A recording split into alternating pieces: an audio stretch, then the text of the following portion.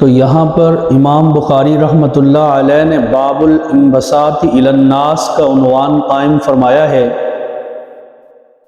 یعنی لوگوں کے ساتھ خندہ پیشانی کے ساتھ ملنا، لوگوں کے ساتھ خندہ پیشانی سے پیش آنا اور لوگوں میں گھلے ملے رہنا۔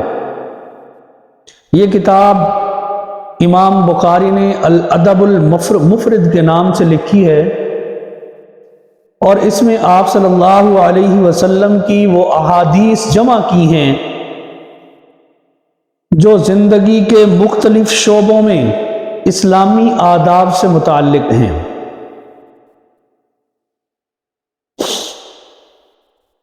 اور ان آداب کی آپ صلی اللہ علیہ وسلم نے اپنے قول و فعل میں تلقین فرمائی ہے۔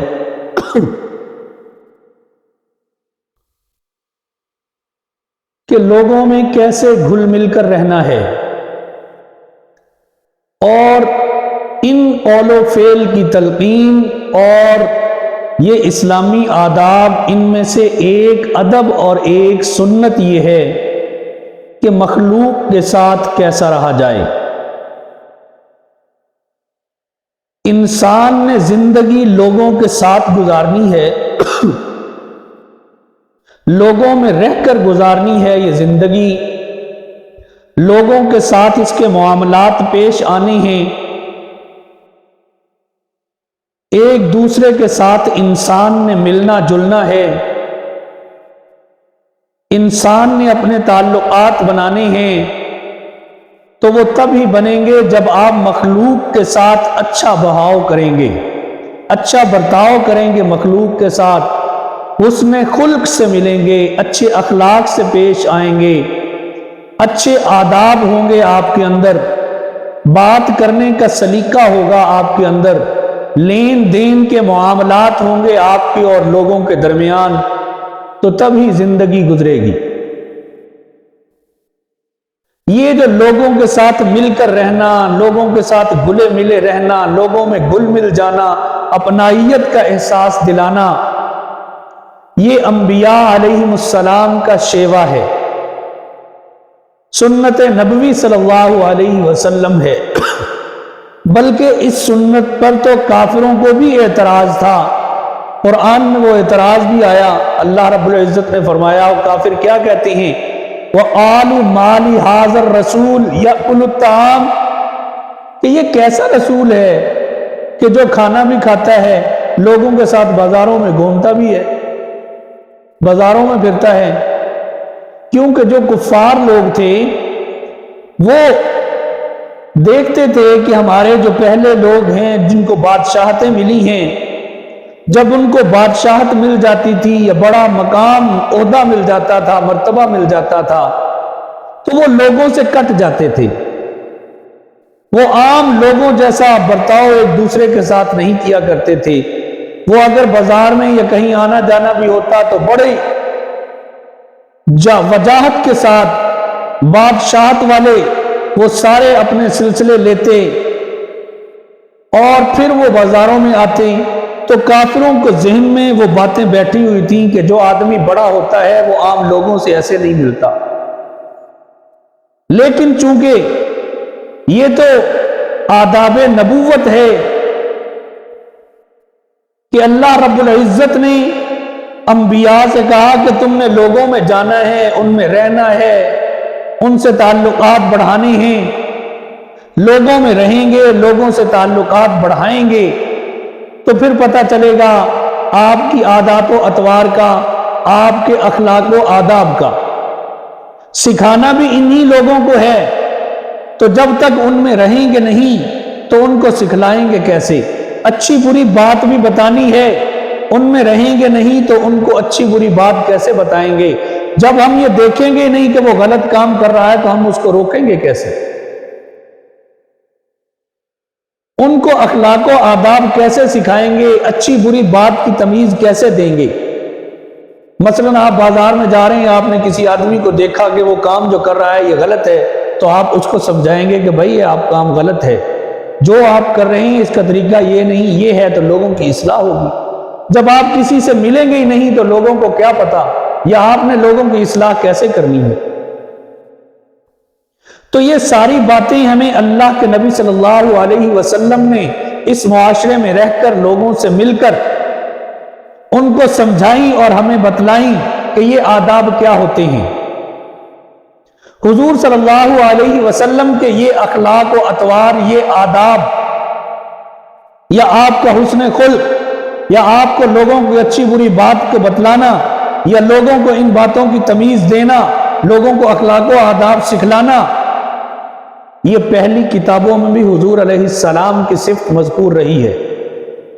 صرف ہمارے پاس ہی نہیں، تورات، زبور، انجیل، سب میں حضور علیہ السلام کی یہ صفات بیان کی گئی ہے۔ آج میں آپ کے سامنے تھوڑی سی یہ بات کروں گا کہ حضور علیہ السلام کی صفت پہلی کتابوں میں کیسے تھی۔ اللہ کے نبی صلی اللہ علیہ وسلم لوگوں کے ساتھ رہتے تھے، گل مل کے رہتے تھے، اور ان کے ساتھ مزاح بھی فرمایا کرتے تھے۔ شمائل ترمذی میں روایت ہے کہ ایک مرتبہ نبی کریم رؤوف الرحیم صلی اللہ علیہ وسلم سوق مدینہ میں تشریف لے گئے۔ یہ سوق مدینہ، مدینہ منورہ کا ایک بازار ہے۔ یہ اس وقت لگتا ہوتا تھا، تجارت ہوتی تھی۔ تو اللہ کے نبی صلی اللہ علیہ وسلم اس بازار میں جا رہے ہیں، وہاں پہ ایک دیہاتی حضرت زاہد رضی اللہ تعالی عنہ اپنا سامان بیچ رہے ہیں۔ وہ دیہات سے آیا کرتے تھے اور بازار میں، شہر میں آ کر یہ سامان بیچا کرتے تھے، اور یہ صحابی حضور صلی اللہ علیہ وسلم کے سیاہ رنگ تھے اور غریب تھے۔ حضور صلی اللہ علیہ وسلم نے جب پیچھے سے دیکھا کہ زاہد سامان بیچ رہا ہے، تو آپ علیہ السلام پیچھے سے گئے اور اس کی پیچھے سے ایسے ایسے کولی بھر لی، اپنے ساتھ لیا اور اس کو ایسے دبوچا، اور پھر حضور صلی اللہ علیہ وسلم نے ارشاد فرمایا، ھذا یشتری ھذا العبد منی، کہ کون آدمی ہے جو مجھ سے یہ میرا غلام خرید لے گا۔ تو میرے محترم دوستو، جب حضرت زاہد رضی اللہ تعالی عنہ نے آپ کی آواز پہچانی تو فرماتی ہیں، میں نے اپنی پشت اور حضور علیہ السلام کی طرف پیچھے دھکیلی تاکہ میری کمر کا حصہ حضور علیہ السلام کے جسد اطہر کے ساتھ اور زیادہ مس ہو جائے۔ تو فرمایا کہ جب میں نے حضور علیہ السلام کی آواز سنی تو میں نے عرض کی، یا رسول اللہ، آپ کے اس غلام کو کون خریدے گا؟ یہ تو بڑے کم داموں میں جائے گا، ایک دیہاتی ہے، اوپر سے سیاہ فام ہے، اس کی تو بولی نہیں لگے گی۔ تو اللہ کے پیغمبر صلی اللہ علیہ وسلم نے حضرت زاہد سے فرمایا کہ نہیں میرے صحابی، تیری قدر و قیمت اللہ رب العزت کے ہاں بہت زیادہ ہے۔ تو اللہ کے نبی صلی اللہ علیہ وسلم اس طرح مزاح فرمایا کرتے تھے۔ پھر اگر لوگوں کے ساتھ کوئی لین دین ہو جاتا یا کوئی ایسی بات ہو جاتی تو اس کا برا نہیں منایا کرتے تھے۔ حضرت عتبان حضور علیہ السلام کے دوست تھے، وہ صحابی رسول آپ کے گھر سے کافی دور رہتے تھے، مسجد قباء کے قریب، جو مدینہ سے تقریباً 3 میل کے فاصلے پر ہے۔ ایک دن آپ کا دل چاہا، آپ ان سے ملنے کے لیے ان کے گھر تشریف لے گئے، دروازے پہ دستک دی 1 2 3 دفعہ۔ وہ صحابی شاید کسی کام میں مصروف تھے یا کوئی مسئلہ تھا، اندر سے کوئی جواب نہیں آیا تو آپ علیہ السلام واپس لوٹ آئے۔ لیکن جب حضرت عتبان کو اس چیز کا پتہ چلا کہ اللہ کے نبی میرے گھر آئے تھے اور دروازے پہ دستک دی اور میں نے جواب نہیں دیا، یہ کیسے ہو سکتا ہے، دوڑے بھاگے گرتے پڑتے اللہ کے نبی صلی اللہ علیہ وسلم کی خدمت اقدس میں حاضر ہوئے، ہاتھ جوڑ کر معافی مانگتے ہیں، یا رسول اللہ مجھے پتہ ہی نہیں چلا۔ عتبان کی کیا مجال کہ آپ آواز دیں اور عتبان آپ کو جواب نہ دے، لیکن اللہ کے نبی صلی اللہ علیہ وسلم نے اس پہ ناراضگی نہیں فرمائی، بلکہ اچھے طریقے سے اس کو سمجھا دیا کہ دیکھیں جو کام بنتا تھا وہاں تک میں نے کیا ہے، 3 دفعہ اجازت بندی تھی میں نے لی ہے، قرآن نے بھی یہی کہا ہے اگر اجازت نہ ملے تو پھر چلے جایا کرو، وَإِذَا قِيلَ لَكُمُ ارْجِعُوا فَارْجِعُوا، جب جانے کا کہہ دیا جائے تو پھر بس چلا جاؤ، واپس چلے جاؤ۔ بہرحال بات یہ ہو رہی ہے کہ امام بخاری رحمۃ اللہ علیہ نے اس باب میں یہ حدیث نقل کی ہے، ایک طویل حدیث ہے کہ حضرت عطا بن ابی یسار رحمۃ اللہ علیہ تابعی ہیں، وہ کہتے ہیں کہ میری ملاقات حضرت عبداللہ ابن عمر بن عاص رضی اللہ تعالی عنہ سے ہوئی۔ یہ جو صحابی حضرت عبداللہ ابن عمر، یہ کثرت عبادت میں بڑے مشہور تھے، عابد بھی تھے، زاہد بھی تھے، اور حضور صلی اللہ علیہ وسلم کی کثیر تعداد میں ان سے روایات ملتی ہیں، اور ان کے پاس تورات اور انجیل کا علم بھی تھا۔ تو حضرت عطا بن ابی یسار ان سے کہتی ہیں کہ آپ نے تورات پڑھی، اس میں حضور صلی اللہ علیہ وسلم کی صفات مذکور ہیں، وہ ہمیں بھی بتائیں۔ یہ جو تورات کا علم، حالانکہ تورات اس وقت بھی انہوں نے بدل دی تھی، اس کے اندر تحریف کر دی تھی، لیکن پھر بھی اس کے اندر بعض ایسے ٹکڑے موجود ہیں، ایسی آیات بعض موجود ہیں کہ جن کے اندر سے اللہ رب العزت کا نور ٹپکتا ہے۔ کتاب اپنا اثر تو رکھتی ہے، جتنی بھی تحریف کی جائے آخر اس میں کچھ نہ کچھ حصے تو وہ باقی رہ ہی جاتی ہیں۔ یہ تو حضور علیہ السلام کے زمانے میں ایسا تھا، اب تو اور بدل گئی۔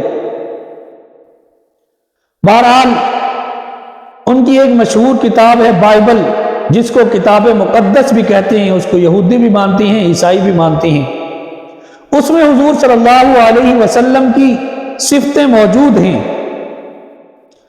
تو جب حضرت عطا بن ابی یسار نے ان سے یہ درخواست کی کہ ہمیں بھی تو سنائیں، تو حضرت عبداللہ ابن عمر بن عاص رضی اللہ تعالی عنہ فرماتی ہیں کہ میں بتاتا ہوں بالکل کہ اس میں حضور صلی اللہ علیہ وسلم کی کیا صفات تھی۔ تو حضرت عبداللہ ابن عمر رضی اللہ تعالی عنہ ان کو بتلانے لگے کہ اس میں لکھا ہے واللہ انہو لموصوف فی التورات ببعض صفتہ فی القرآن، کہ اللہ کی قسم حضور صلی اللہ علیہ وسلم کی صفات اس تورات کے اندر ایسے مذکور ہیں جیسے قرآن مجید میں حضور صلی اللہ علیہ وسلم کی صفات مذکور ہیں۔ پھر حضرت عبداللہ ابن عمر نے آیت تلاوت فرمائی یا ایھا النبی انا ارسلناک شاہدا ومبشرا ونذیرا، کہ اے نبی ہم نے آپ کو گواہی دینے والا، خوشخبری سنانے والا، ڈرانے والا بنا کر بھیجا ہے۔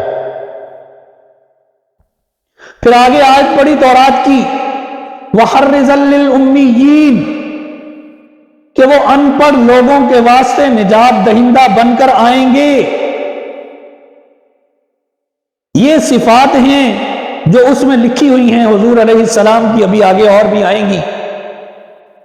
تو جیسے قرآن کے اندر حضور علیہ السلام کی صفات ہیں، ایسے ہی تورات کا وہ حصہ پڑھ کر انسان کو لگتا ہے کہ واقعی یہ ہماری کتاب ہے، کہ جو صفت قرآن میں بیان ہوئی ہے وہی اس میں بھی بیان کی گئی۔ اللہ رب العزت کا نور جھلکتا ہے اس کے اندر۔ یہ امیین کا لفظ خاص طور پہ عربیوں کے لیے بولا جاتا، کیونکہ اس وقت لکھنے پڑھنے کا رواج نہیں ہوتا تھا، چیدہ چیدہ لوگ کوئی بڑے لکھے ہوتے تھے۔ پھر آگے فرمایا وَأَنْتَ عَبْدِي وَرَسُولِي، کہ وہ محمد صلی اللہ علیہ وسلم میرا بندہ اور میرا رسول ہے۔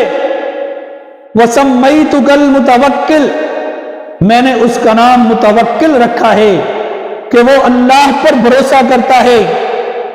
لَيْسَ بِفَظٍّ وَلَا غَلِيظٍ وَلَا سَخَابٍ فِي الْأَسْوَاقِ،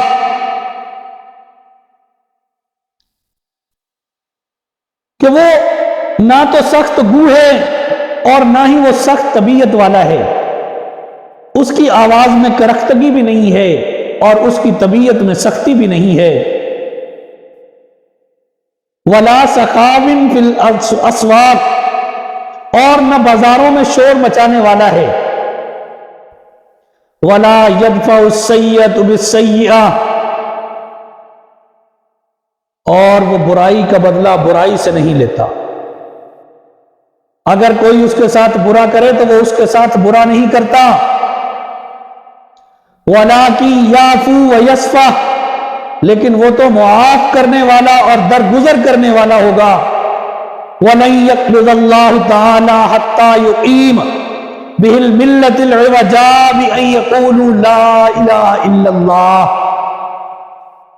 और अल्लाह ताला उसको उस वक्त तक अपने पास नहीं बुलाएंगे जब तक कि उस टेढ़ी कौम को सीधा न कर दें और वो कौम इस तरह न कह दे ला इलाहा इल्लल्लाह, यानी जब तक वो कलमा न पढ़ ले उस वक्त तक अल्लाह ताला उसको अपने पास नहीं बुलाएंगे।